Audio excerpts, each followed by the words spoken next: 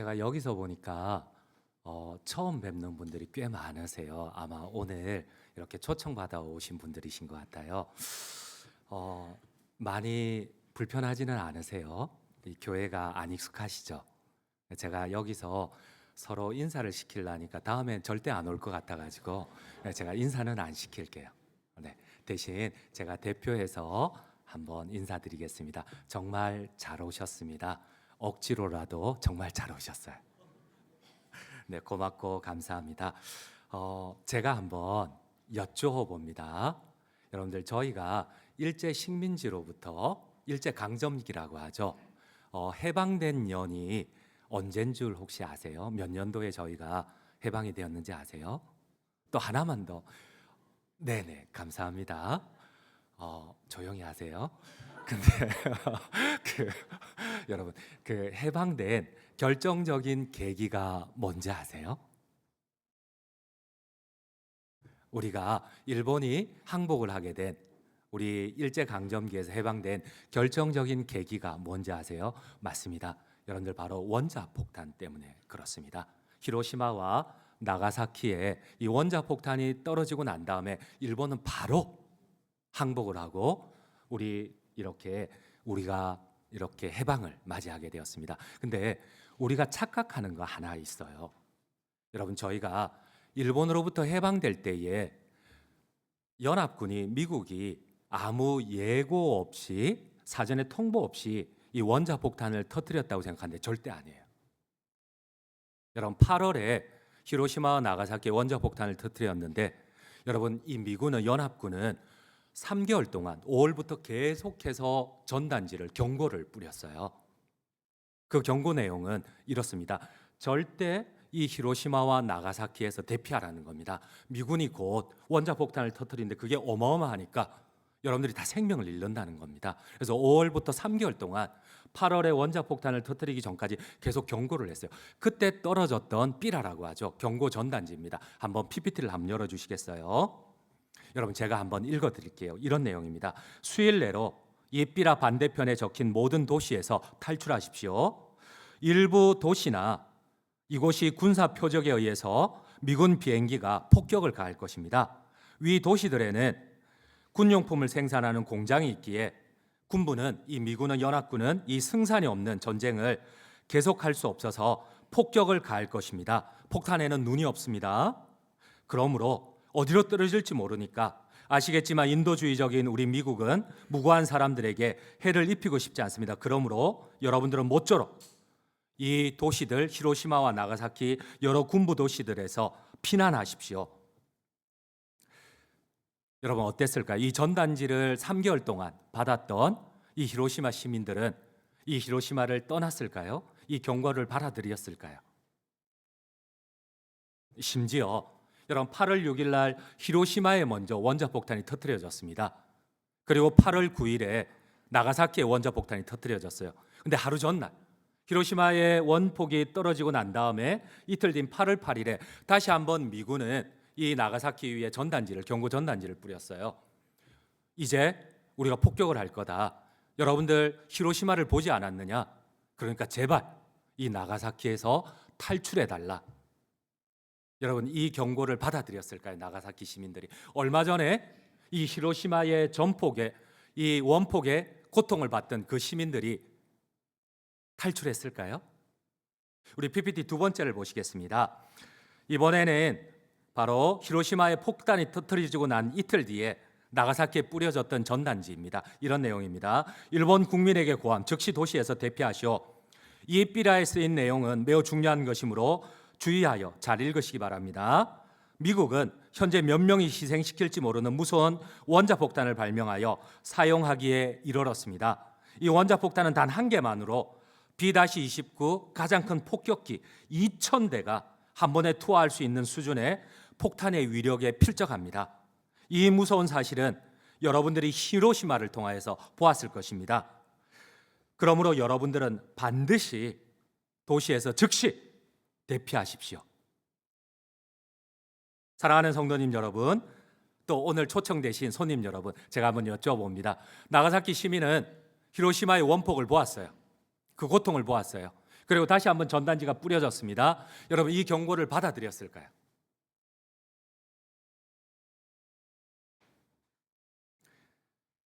지난주에 윤설미 집사님이 이런 얘기를 했습니다.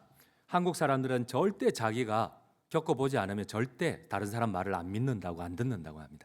여러분, 그런데 가만히 보니까 한국 사람만 그런 게 아니고 일본 사람도 똑같아요. 히로시마를 보았는데도 나가사키 시민들은 탈출하지 않았어요. 물론 개 중에 몇몇은 경고를 받아들여 떠나는 사람이 있었지만 대부분 99%는 경고를 불신하고 남았습니다. 경고한 날이 되었습니다. 8월 9일 오전 11시. 여전히 시민들은 똑같이 직장으로 출근을 하고 학생들은 학교로 등교를 합니다. 시간이 경고한 11시가 되었어요. 모든 사람들이 무의식 가운데 하늘을 올려다봅니다. 근데 이 경고한 대로 아무것도 없어요. 비행기가 없어요. 그래서 사람들은 안도를 합니다. 봐라, 거짓말이다. 봐라, 그냥 위협이다. 근데 11시 20분, 11시 한 2분 정도, 3분이 되었을 때에 저기 나가사키 하늘 멀리서 한 구름이 보이기 시작을 합니다. 점 같은 게 조금씩 커집니다. 이 소형 비행기 복스카가 나타나고 조그만 소형 난로 하나를 터뜨립니다. 여러분, 그리고 우리가 잘 아는 대로 그 경고를 무시했던 나가사키는, 여러분, 우리 한번 PPT 세 번째를 보시겠습니다. 상공의 온도는 섭씨 10만 도, 지표면은 3, 4천 도, 철을 녹일 수 있는 2배의 온도입니다. 엄청난 폭발로 여러분, 이 나가사키는 완전히 폐허가 되어버립니다. 우리 다음 장면입니다. 그 열로 24만 명 중에 그 한순간, 그 몇 초 사이에 3분의 1인 7만 명이, 7만 5천 명이 바로 불에 타 죽어버립니다.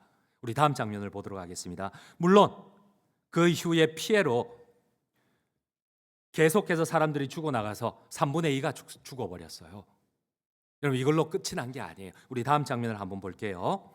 그리고 방사능으로 인하여서 한참 시간이 지난 후에도 여러분, 지금도 엄청난 그 후손들이 고통을 겪고 있습니다. 여러분, 제가 다시 한번 여쭤봅니다.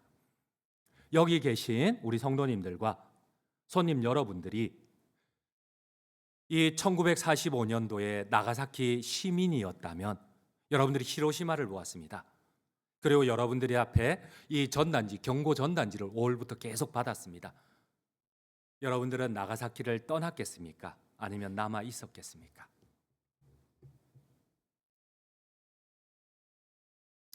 거짓말 하지 마세요. 뭘 떠나기는.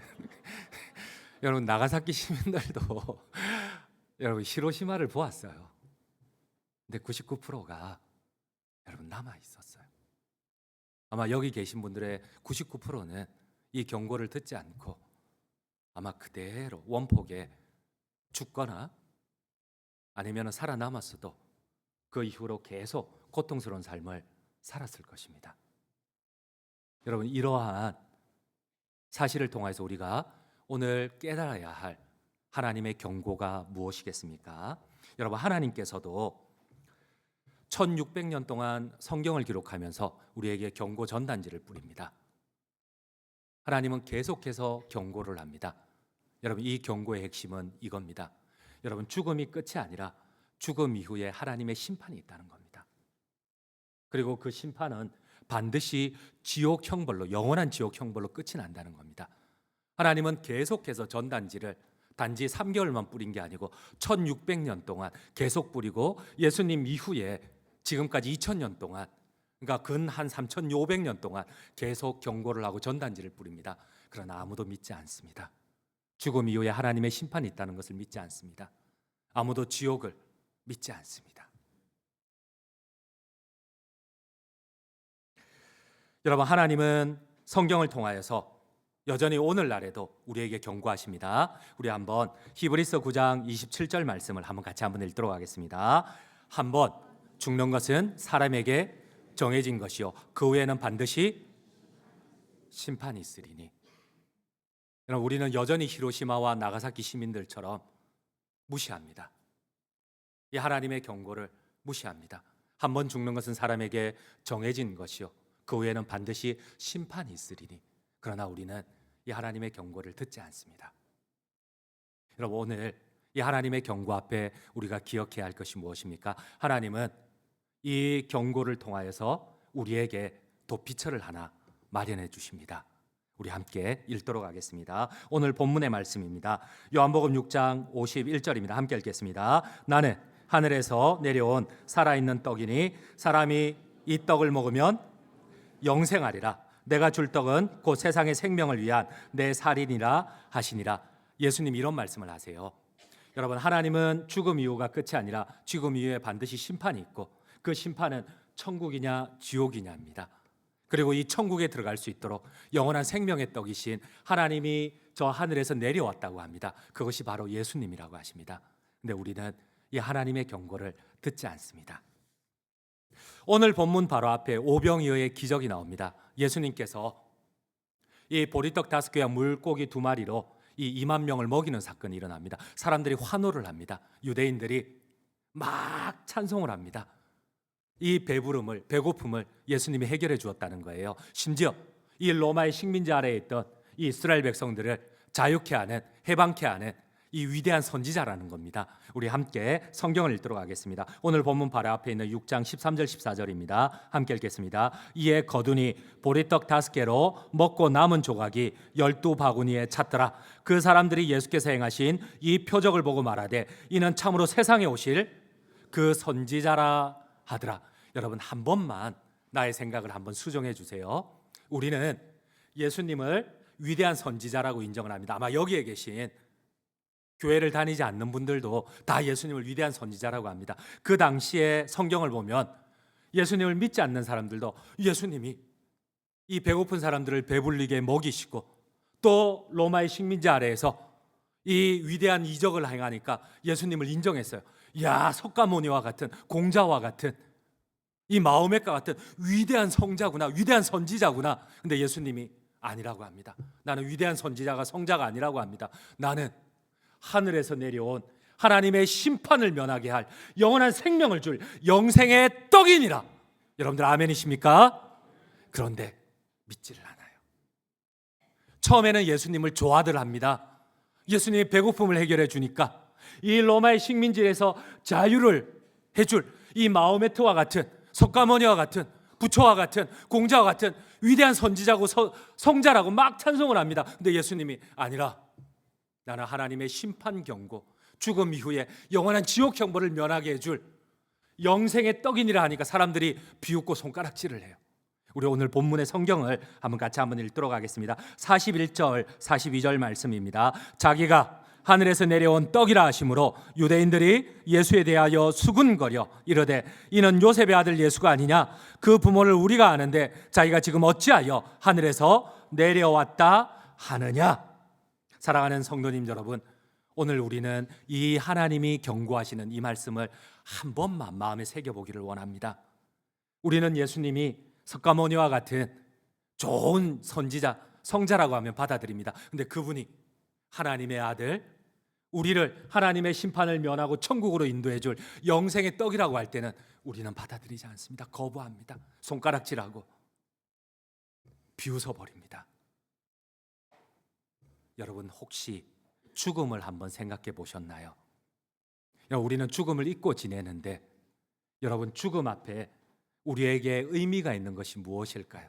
여러분, 내가 죽음을 이겨내지 못하는데 이 영원한 지옥 형벌과 하나님의 심판 앞에 내가 잠시 돈을 10년 무한히 돈을 가졌던들, 내가 한 15년 가족들과 화평하게 행복을 누렸던들, 내가 정말 좋은 남편과 아내와 자녀들과 한 10년 결혼 생활을 했던 영원한 죽음과 영원한 심판 앞에서 이것이 좀 한 10년 유지했던들, 이거를 가지지 못한, 단 하루도 가지지 못한 사람들하고 무슨 의미가 있을까요? 무슨 차이가 있을까요? 오늘 하나님의 경고 앞에 무슨 의미가 있을까요? 여러분들 혹시 알베르 까미를 잘 아실 거예요. 전 세계적인 프랑스 작가입니다. 이 알베르 까미가 우리에게 귀한 통찰을 줍니다. 죽음을 잊고 지내는, 영원한 죽음을 자각하지 못하는, 하나님의 경고를 받아들이지 않는 우리 인간의 어리석음을 다음과 같이 표현을 합니다. 우리 PPT 8번째 한번 열어주시겠어요? 제가 한번 알베르 까미의, 우리가 그토록 존경했던 프랑스 작가의 얘기를 한번 들어보겠습니다. 우리는 죽는다. 그러고 보면 이 영원한 죽음 앞에 의미 있는 것은 아무것도 없다. 우리들의 따사로운 이야기, 오늘 기뻐하는 것은 모두 맹랑한 것이다. 언젠가 죽어야 한다는 사실을 모르는 것처럼 온 세상 사람들이 태연히 살고 있다는 것도 분명 놀라운 일이다. 그것은 사실상 죽음의 체험이 없기 때문이다. 여러분들 혹시 죽음을 체험해 보셨나요?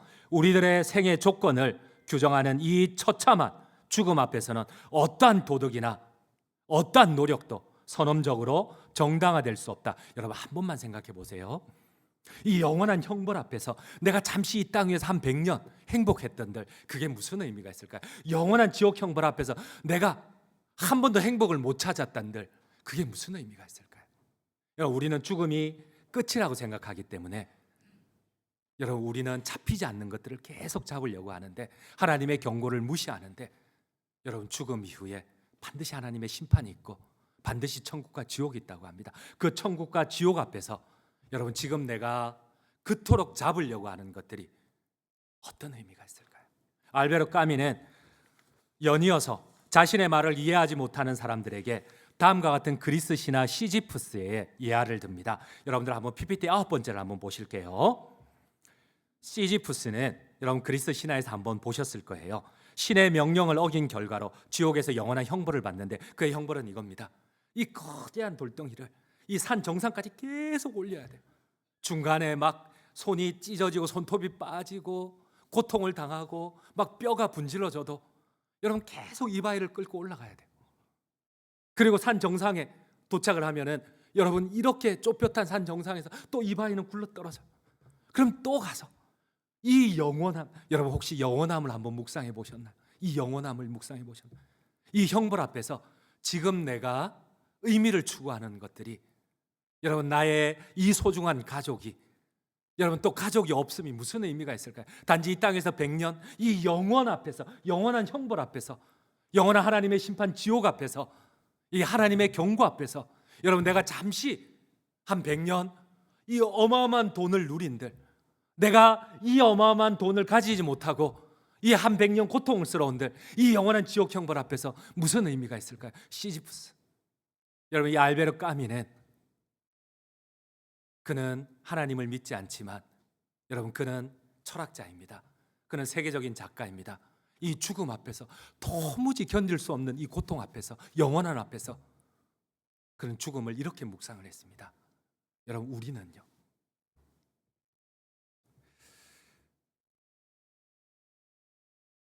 여러분 나는 열심히 잘 산다고 하지만 여러분 죽음이 끝이라면 열심히 잘 살고 계십니다. 근데 죽음 이후에 영원한 심판과 지옥 형벌이 있다면 그 영원한 지옥 형벌 앞에서 이 땅에 잠깐 내 소원 100년 동안 이루는 것, 이게 무슨 의미가 있을까요? 여러분 어쩌면 전혀 의미 없는 죽음 앞에서, 영원한 지옥 형벌 앞에서 전혀 의미 없는 삶을 살고 있지는 않습니까? 한 번만 여러분들 이 예화를 나한테 한번 적용해 보세요. 이 어느 목사님 저서에, 깨끗한 고백이라는 김동호 목사님 저서에 다음과 같은 실화가 나오는데 한번 나의 삶에 한번 적용해 보세요. 어느 신혼 부부가 결혼해서 새방에 살았어요. 너무 사랑하니까 이 새방도 너무 좋았어요. 이 막 겨울에 몰아치는 바람도 너무 좋았어요. 사랑하는 아내와 있으니까. 근데 문제가 하나 생겼어요. 아이가 태어납니다. 근데 이 아이가 조금씩 성장을 하다 보니까 개구장이에요. 막 주인집 장독을 깨고 유리창을 깹니다. 그러니까 주인 아주머니가 막 화를 내요. 한두 번 참았다가 자기도 모르게 막 말이 격하게 나와요. 방 빼세요. 나가세요. 마음이 상하는 거예요. 여러분 혹시 이런 얘기 한번 들어보셨어요? 여러분들 처음부터 막 아파트에서 사셨어요? 우리 다 어렵게 살았잖아요. 그러니까 마음이 상한 거예요. 그때부터 이 독하게 마음 먹는 거예요. 아침 일찍 일어나서 허리띠를 동여매고 열심히 먹고 싶은 거 안 먹고 입고 싶은 거 안 입고 최선을 다해서 저녁에도 막 남편 아르바이트 하러 나가고 한 10년 열심히 살았어요. 드디어 집을 장만했어요. 여러분 얼마나 좋았겠어요? 남의 일이라고 아무렇지도 않으세요? 집을 마련했다는데 얼마나 좋아요. 막 세상을 다 가진 듯이 이 신혼부부가 좋은 거예요. 행복한 거예요. 여러분 그런데 문제가 하나 생겼어요. 비록 단칸집, 그러나 내 소유라는 게, 비록 화장실은 밖에 있지만 내 소유라는 게 너무나 좋았어요. 근데 어느 날 집들이를 하는 친구 집에 갔다가 또 마음이 상한 거예요. 이 친구가 아파트를 얻어서 집들이를 하는데 자기는 화장실이 밖에 있는데 친구 집은 화장실이 집 안에 있는 거예요. 얼마나 깨끗하고 좋은지. 이때부터 또 마음이 상하기 시작합니다. 또 돌아와가지고 허리띠를 동여매고 또 한 10년 쎄 빠지게 열심히 일했어요. 여러분, 그래서 이번에는 자기도 아파트를 얻었어요. 그래서 아파트에 들어갔어요. 얼마나 좋아요. 행복하지 않아요? 여러분들 보니까 아무 반응이 없는 거 보니까 아파트 없구나. 그죠? 그래요. 그러니 모르지. 여러분, 너무 좋은 거예요. 너무나 행복한 거예요.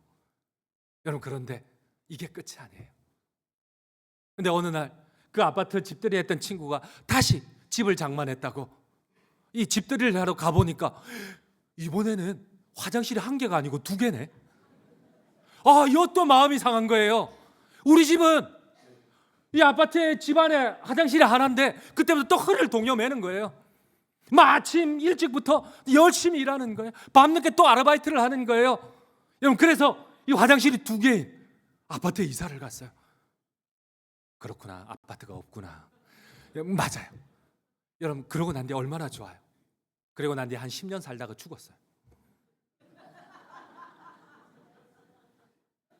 여러분, 무슨 의미가 있어요? 여러분, 차라리 죽음이 끝이라면 여러분 이렇게 사는 것도 괜찮아요. 열심히 사는 것도 괜찮아요. 그러나 영원한 지옥의 형벌 앞에 내가 열심히 일했는데 내 평생 아파트 화장실 두 개 딸린 집 마련하는 게, 여러분, 그것도 안 되잖아요. 우리 인생 가운데. 그럼 저도 집도 없어요. 그러나 여러분, 우리가 영원한 죽음 앞에 혹시나 가장 가치로운 이 하나님의 경고를 잊어버리는 것은 아닙니까? 열심히 달려갔는데 내 인생이 여러분 영원한 지옥 형벌 앞에 아파트 한 채 마련하는 거라면 여러분, 우리의 인생이 얼마나 비참해요. 얼마나 의미가 없어요. 여러분, 이 부부의 삶과 알베르 까미가 얘기하는 이 시지프스의 고통과 무슨 차이가 있겠습니까? 지금 내가 내 마음대로 산다고 자유롭다고 말할 수 있나요? 지금 내가 조금 더 즐기고 해외여행을 다닌다고 여러분 내가 심판을 멸할 수가 있을까요? 영원한 죽음의 형벌 앞에서 여러분, 내가 지금 이 해외여행을 다니는 것이 얼마나 자랑이 될까요? 안 다닌들, 단인들 이 영원한 형벌 앞에 무슨 의미가 있을까요? 하나님께서 오늘 성경 말씀을 통하여 우리가 깨닫기를 원합니다. 우리 한번 히브리서 9장 27절 말씀 다시 한 번만 열어주시겠어요? 함께 읽도록 하겠습니다. 한 번 죽는 것은 사람에게 정해진 것이요 그 후에는 반드시 심판이 있으리니. 여러분, 당장 먹고 사는 것, 어쩌면 우리의 자유, 해외여행, 권력을 가지는 것, 명예를 가지는 것 소중합니다. 그런데 영원한 지옥의 형벌 앞에서 여러분, 이 100년에 우리가 소망하는 것들이 가진들 안 가진들 어떤 의미가 있을까요? 한 번만 생각해 보시겠습니까? 한 번만 적용해 보시겠습니까? 지난주에 저희 교회 탈북 여성, 여러분들 아마 마당에 보면은 이 윤설미 탈북 여성 집사님이 지난주에 우리 교회에 와서 간증을 했습니다. 근데 제가 이해할 수 없었던 부분 가운데 하나가 이 부분이었습니다. 그분은 탈북을 하게 된 계기가 이거였어요. 이 남한에는, 자유 대한민국에는 노숙자도 이 맥심 커피 두 개를 한 잔에, 그분 표현이 이겁니다. 때려 마시는데 그것이 자기가 생명을 걸고 탈북하게 된 계기가 되었다는 겁니다.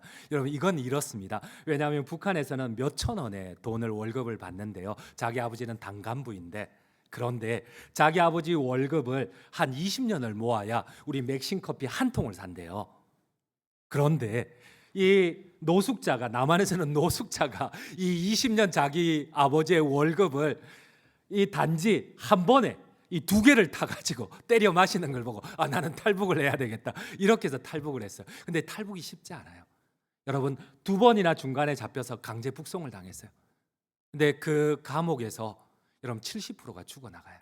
근데 자기는 첫 감옥에서 30% 가운데 들어서 자기는 탈출을 했어요. 근데 다시 잡혀 들어갔어요. 또 두 번째도 하나님의 은혜로, 그래서 세 번에 탈북을 했어요. 그러면서 삼국을 거쳐서 여러분 자유 대한민국에 들어와서 그분은 열심히 해서 좋은 집을 사고 좋은 차를 샀어요. 근데 그분은 좋은 집을 사고 차를 사고 난 다음에 너무나 고통스러워서 자살을 결심했어요. 여러분 이게 이해가 되십니까? 노숙자의 이 커피를 마시는 것을 보고 생명을 걸고 자유 대한민국에 탈북한 그가 자유 대한민국에서 아파트를 마련하고 차를 샀는데 여러분 자기는 자살을 결심을 했어요. 혹시 이게 이해가 되십니까? 그분의 표현이 그렇습니다. 여러분 그분은 400만 원에 단돈 400, 우리 한 달 일하면 400 벌잖아요. 근데 400만 원에 인신매매로 중국의 저 구석에 이 노총각한테, 중국 노총각한테 팔려갔어요. 인신매매로. 근데 그녀는 행복했어요. 왜냐하면 북한에서는 먹고 죽는데, 못 먹고서 죽는데, 굶어 죽는데, 자기는 시골 한 번도 생판 보지 못한 노총각, 별로 자격이 없는 그 노총각한테 팔려가도 자기가 먹고 살 수 있으니까 행복했어요. 자기와 함께 팔려간 탈북했던 여성 너무 감사했어요. 감사의 조건은 두 가지입니다. 첫 번째, 자기가 장기 밀매로 안 팔려가서 너무 감사했고, 두 번째, 북한에서는 애를 낳았는데 애한테 먹일 젖이 없어가지고 애를 죽였어요. 근데 내가 중국에 말도 안 통하는 자격 없는 외모도 아무것도 아닌 그 남자는 자기를 먹여 살려주고, 두 번째 난 태어난 아이에게 젖을 먹일 수 있도록 양식을 주니까 너무나 행복했어요. 근데 왜 자유 대한민국에 왔는데 자살을 결심한, 아파트가 있는데 차가 있는데 여러분 자살을 결심했을까요? 여러분 내가 아무리 좋은 집을 가져도 나보다 더 좋은 집을 가진 사람이 있습니다. 아무리 내가 좋은 차를 가져도 나보다 더 좋은 차를 가진 사람이 있습니다. 계속 그곳에 나의 눈이, 시선이 바뀌어 있으면 여러분 우리가 불신자라도 그리스도인이라도, 여러분 윤설미 씨는 처음에 그랬어요. 와서 자유 대한민국에서 좋은 집을 가져야 되겠다. 아무리 좋은 집을 가져도 더 좋은 집을 가진 사람이 있어요. 아무리 좋은 차를 가져도 더 좋은 차를 가질 수 있었어요. 근데 그녀가 행복을 찾았던 것은 이 비밀입니다. 바로 죽음 이후에, 그는 하나님을 믿는다고 했지만 자기는 자기 자신을 속였어요. 하나님을 믿지 않았어요. 겉으로는 집사라고 했지만 하나님을 믿지 않았어요. 그런데 그녀가 이 말씀 앞에 깨어졌어요. 한 번 죽는 것은 사람에게 정해진 것이요 그 후에는 심판이 있으리니, 영원한 지옥의 형벌, 그 천국, 이 영생의 떡이신 예수님 앞에서 내가 오늘 차를 가진들, 내가 오늘 조금 부족한들, 그 무엇이 나에게 영향을 미칠 수 있느냐. 그녀는 여러분 노숙자의 커피를 바라보았을 때에 생명을 걸고 탈북을 결심했습니다. 그런데 계속 아파트를 바라볼 때 자살을 결심을 했어요. 여러분 혹시 나는 어디를 바라봅니까? 오늘 이 하나님의 경고 앞에 한 번 죽는 것은 사람에게 정해진 것이요 아마 빨리 마치라고 하는 것 같아요. 제가 이제 결론을 맺도록 하겠습니다. 여러분 우리 마지막으로 PPT 10번째 한번 보도록 하겠습니다. 여러분 예수님은 4대 성자가 아닙니다. 바로 하나님의 경고대로 우리에게 이 심판을 면하게 할, 죽음 이후의 심판을 면하고 영원한 영생을 얻도록, 천국에 갈 수 있도록 하늘에서 내려온 생명의 떡이십니다. 이 주님을 여러분들이 한번 만나 뵙기를 원합니다. 예수님은 오늘 본문의 마지막에 요한복음 6장 67절에 12제자에게 이렇게 말씀을 합니다. 우리 한번 6장 67절 말씀을 한번 같이 한번 읽도록 하겠습니다. 함께 읽겠습니다. 예수께서 12제자에게 이르시되 너희도, 여러분 불신자들이 아닙니다. 예수님을 따랐던 자들입니다. 너희도 가렸느냐? 너희도 죽음 이후에 심판이 있다는 걸, 지옥이 있다는 것을 무시하고 가렸느냐? 여러분 내가 예수님을 믿는다고 하지만 죽음 이후에 심판을 잘 믿지를 않아요. 천국과 지옥을 잘 믿지를 않아요. 그런데 제자들 역시도 예수님이 처음에는 죽은 사람도 일으키고 병든 자도 낫게 할 때는 예수님을 따랐어요. 근데 내가 하나님이다, 너희에게 천국을 줄 하늘에서 내려온 생명의 떡이다 이러니까 제자들도 다 버리고 예수님을 도망가려고 했어요. 그때 예수님이 경고합니다. 너희도 가려느냐? 너희도 천국을 안 믿느냐? 너희도 하나님의 경고를, 심판을 안 믿느냐? 그러므로 여기에 계신 우리 손님 여러분, 생명의 떡이신 예수님을 믿고 이 경고와 함께 주어진 이 해결책, 영원한 천국을 소유하시는 우리 모든 우리 초청되신 손님들 되시기를 간절히 주님의 이름으로 축원드립니다.